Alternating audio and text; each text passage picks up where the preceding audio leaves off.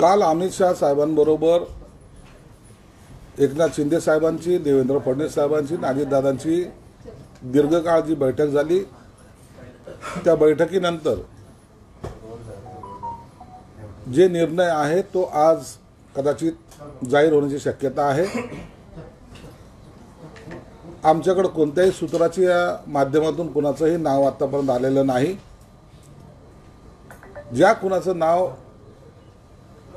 वरिष्ठ नेते जाहीर करतील त्यांचं आम्ही मनापासून अभिनंदन करतो, त्यांना शुभेच्छा देतो।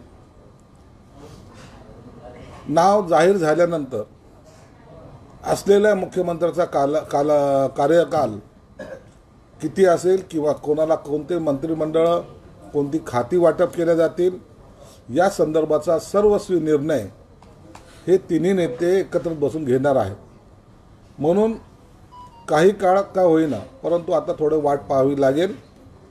अधिकृतपणे ज्या नावाची घोषणा होत नाही तोपर्यंत आम्ही कोणतंही भाष्य करणार नाहीत आणि आमच्या नेत्यांनी माननीय एकनाथ शिंदे साहेबांनी मी कुठेही अडचण ठरणार नाही, आम्ही जो नाव डिक्लेअर होईल त्यांना आमचा पूर्ण पाठिंबा असेल असं पूर्वीच जाहीर केलेलं आहे।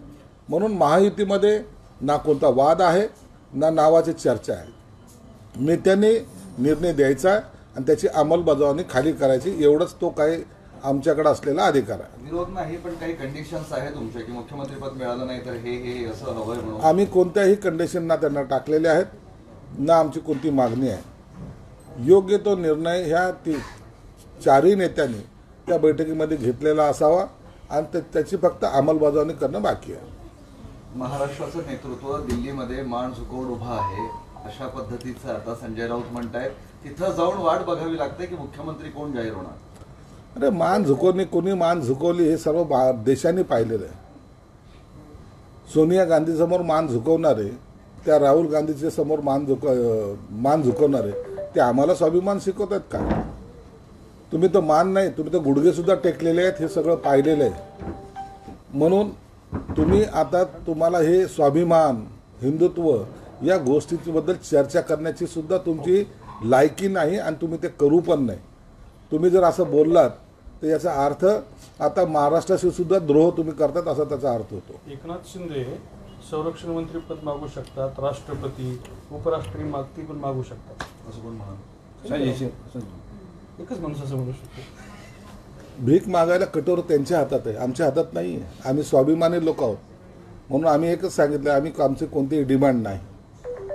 आता यांच्या कटोऱ्यामध्ये कोणी भीक टाकायला तयार नाहीत म्हणून हे थोडेसे डिस्टर्ब झालेले आहेत, फ्रस्ट्रेशन त्यांना आलेलं आहे। हे फ्रस्ट्रेशनचा हा परिणाम आहे।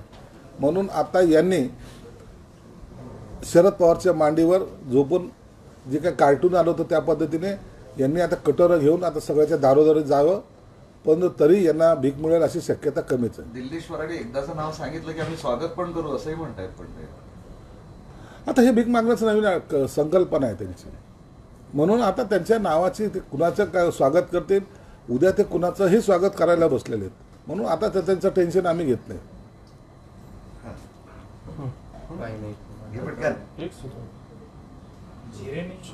तोपर्यंत मुंबई कोस्टल रोड प्रकल्पाचं काम अंतिम टप्प्यात पोहोचलंय। खर्चात 1300 कोटींची वाढ आणि कोस्टल रोडचा खर्च जो आहे तो 14,000 कोटींवर जातोय। या सर्व गोष्टीला त्या महाविकास आघाडीचं सरकार जे 2.5 वर्षामध्ये ज्यांनी स्पीड ब्रेकर लावले होते त्यामुळे झालेली ही वाढ आहे आणि हे काम आता अंतिम टप्प्यात आम्ही चालू करून आता अंतिम टप्प्यात आले। कदाचित पुढच्या महिन्यामध्ये ते पूर्णत्वाला येऊन त्याचं सुद्धा उद्घाटन होणार आहे। बरं, एकनाथ शिंदेनी गृहमंत्रीपद मागितले आहे, ह्याच्यावर बच्चू कडू म्हणतायत की भाजप शिंदेंना गृह खातं कसं देणार? तर बच्चू कडूच्या म्हणण्याला तर काही अर्थ नाही आहे।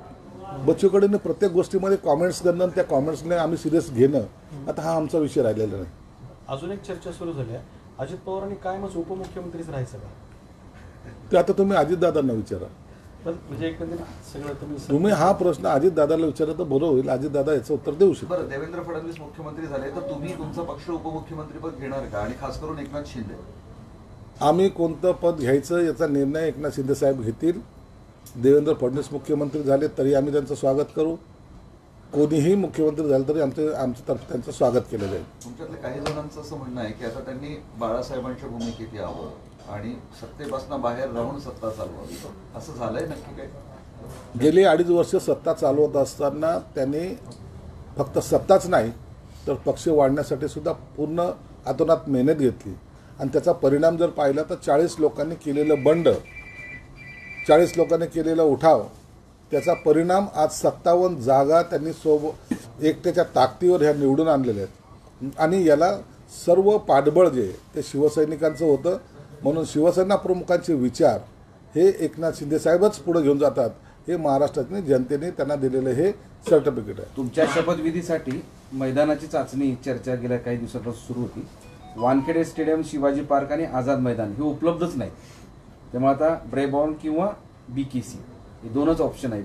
आता त्या दोनपैकी कुठं होणार हे चर्चा आहे. त्या संदर्भातला अधिक माहिती काय? शपथविधी ह्या मुंबईमध्ये एक चांगल्या कोणत्या तरी जागेवर होईल. मेलबॉर्न स्टेडियम सुद्धा त्यासाठी आहे, राखीव आहे. शिवाजी पार्कला सुद्धा तयारी काही करायचे प्रयत्न चालू आहे. परंतु हा सोहळा ऐतिहासिक सोहळा असणार आहे आणि याला पंतप्रधानासहित अनेक मंत्री आणि अनेक राज्याचे मुख्यमंत्री सुद्धा उपस्थित राहणार आहेत. बरं, अजून महायुतीची काही मंत्रिपदात बैठक आहे का आज? म्हणजे माहितीची आज कोणतीही बैठक नाही आहे. अजून मंत्रिपद फायनल झालेलं नाही आहे, कोणाला काय मिळणार नाही झालंय. औरंगाबादची जागा भाजप म्हणते की पालकमंत्रीपद आम्हाला गेल्या वेळेस आम्ही तुमच्यासाठी सोडलं होतं. कोण काय म्हणतं याचा झाला काही अर्थ नाही आहे. हे सर्व निर्णय वरिष्ठांना घेऊ द्या. तुमच्या आमच्या बोलण्यावर हे काही ठरत नसतं. नेत्याने जो निर्णय घेतला तो आम्हाला मान्य असेल. मागणी करणं हे प्रत्येक कार्यकर्त्याचं काम आहे. बरं, उभाटा गटाच्या जवळपास 50 लोकांनी ते पैसे भरले EVM मतमोजणी, फेरमतमोजणी करण्यासाठी. घोळ झालाय म्हणलं. पैसे भरले असतील लोकसभेचे बी पैसे भरा मग थोडं.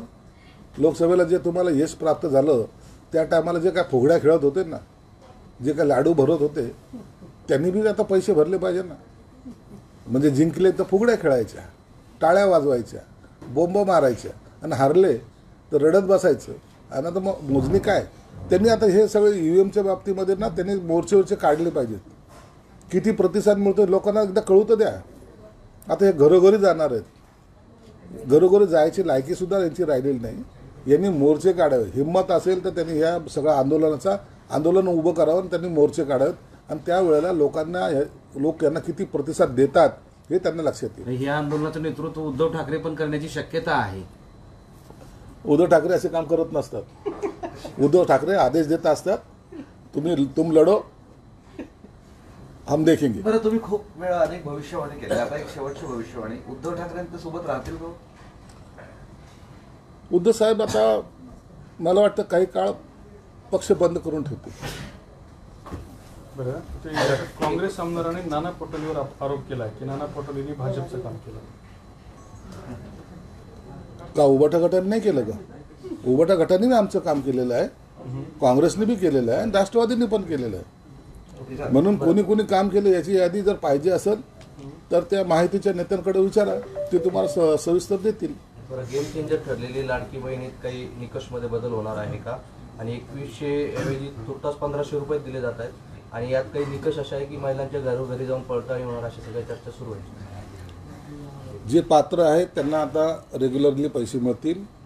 1500 चे 2100 कन्या संदर्भामध्ये मंत्रिमंडळाची स्थापना झाल्यानंतर येणारं पहिलं जे अधिवेशन आहे त्या अधिवेशनामध्ये 2100 करण्याचा प्रस्ताव घेण्याचा सरकारचा मनोदय आहे आणि तेव्हापासून त्यांना 2100 मिळतील असा एकंदरीत अंदाज आहे.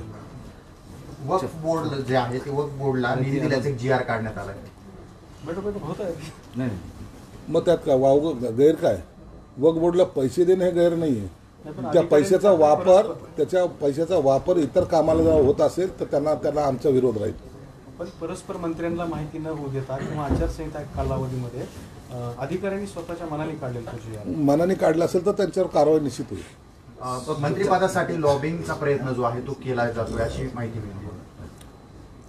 मंत्रिपदासाठी प्रत्येकजण इच्छुक असतात. आपापल्या पद्धतीने आपल्या नेत्यांकडे जाणं, 4 कार्यकर्ते पाठवणं, निवेदन देणं, हे सर्व प्रकारे पूर्वीपासून घडत आलेले आहेत. परंतु जे नेते असतात ते या गोष्टीला सिरियस घेत नाहीत. ज्याची नियुक्ती करायची किंवा ज्याचं वर्णी लावायची तो नेत्याचा अधिकार असताना ते बजावतात. संयुक्त महाराष्ट्र स्मृती दालन उभारण्यात आले, मात्र त्याची परिस्थिती अवस्था दयनीय आहे. सगळ्या दयनीय अवस्था आता फिटल्या जातील. सगळं जे काही कालावधी होता या कालावधीमध्ये सर्वसामान्यांचे प्रश्न सोडवण्यामध्ये जास्त लक्ष होतं. आता ही दालनाचं सुद्धा काम होईल आणि महापौर निवासस्थानी जे शिवसेना प्रमुख बाळासाहेब ठाकरेंचं संग्रहालय किंवा तिथं जे त्यांचं आर्ट गॅलरी जे आहे तिथं ती सुद्धा पूर्णत्वात येईल. 6 महिन्यामध्ये त्याचं सुद्धा लोकार्पण केलं जाईल. विधानसभा निवडणुकीमुळे स्थगित असलेल्या सहकारी संस्थांच्या निवडणुका आता जानेवारीच्या पहिल्या आठवड्यात त्याचं वेळापत्रक जाहीर होण्याचं सांगितलं. जिल्हा परिषद, महानगरपालिका आणि अनेक संस्थांच्या ज्या निवडणुका आहेत त्या फेब्रुवारी महिन्यामध्ये घेतल्या जातील. एबीपी माझा, उघडा डोळे बघा नीट.